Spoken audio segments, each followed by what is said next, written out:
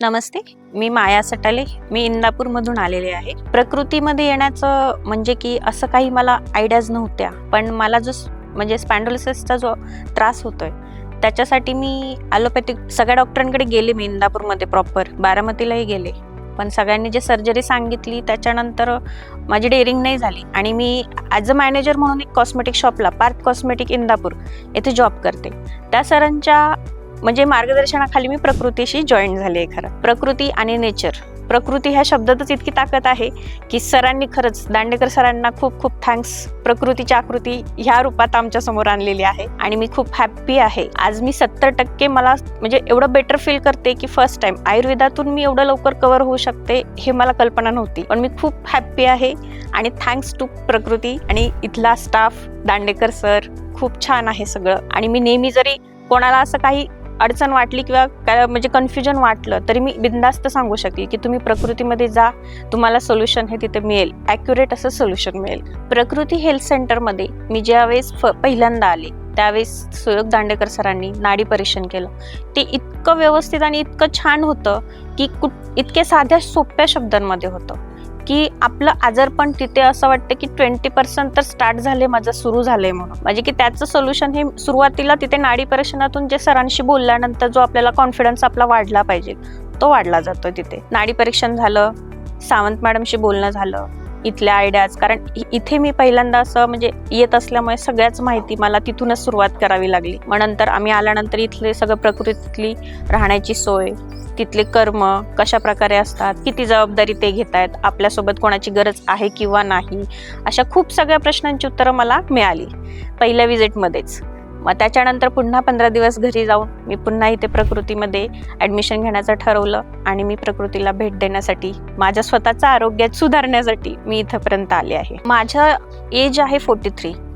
आपल्या ह्या एजमध्ये स्त्रीला आजारासाठी एजची गरज नाही आहे. ॲक्च्युली काय आहे की आपल्या भारतामध्ये किंवा महाराष्ट्रामध्ये खास करून जे स्त्रियांचं स्वतःकडे जे दुर्लक्ष होतंय ते नाही झालं पाहिजे. मला वाटतं की आपण डॉक्टरांकडे तर जाणारच आहोत आणि काही ना काही दुखतंय म्हटलं की त्याचं सोल्युशन शोधल्याशिवाय पर्याय नाही. आपण प्रत्येकच गोष्ट घरात राहून बरी करू शकत नाही. कोणाच्या तरी मार्गदर्शनाखाली, योग्य मार्गदर्शनाखाली ती पूर्ण करणं गरजेचं असतं. मग माझ्यासारखे जो की त्रास होतो की माणसाला वाटतं माझी मान तर दुखते, लचकली असेल, कंबर दुखते किंवा पाय उगाच सुचतायत, जास्त कामाचा लोड झाला असेल किंवा माझं वजन जास्त आहे म्हणून वजनामुळे त्याच्यावरची सूज वाढली असेल, असंही वाढली असेल, होत असेल मध्ये खूप काही दिवस निघून जातात जे की नाही गेले पाहिजेत. काही गोष्टी थोडक्यात जर बऱ्या होणार असतील तर त्या का नाही करायच्या आणि योग्य अशा ठिकाणी जाऊन करण्यात खूप छान आहे. प्रकृतीमध्ये प्रत्येकीने यावं.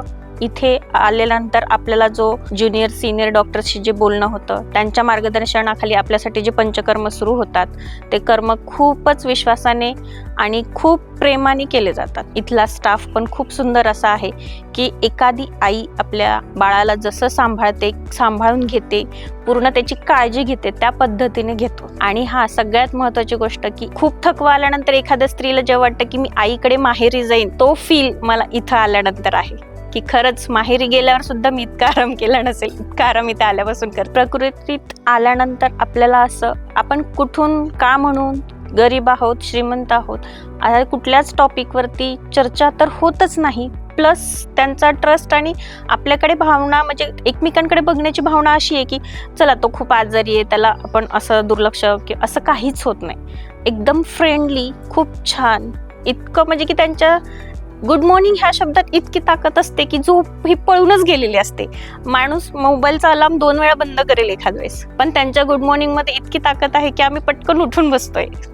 खूप छान आहे. प्रकृती म्हणजे माझ्यासाठी एक मिरॅकल आहे. एखादं समर वेकेशनला हिल स्टेशनला जावं, त्याच्याहून म्हणजे तो जो फील आपण बेटर फील करण्यासाठी जात असतो, चेंज करण्यासाठी जात असतो. खरंच आजार असाल तरच या असंही नाहीये. मी तर म्हणेल की प्रकृतीला असंही व्हिजिट करा, खूप छान आहे. थँक्यू.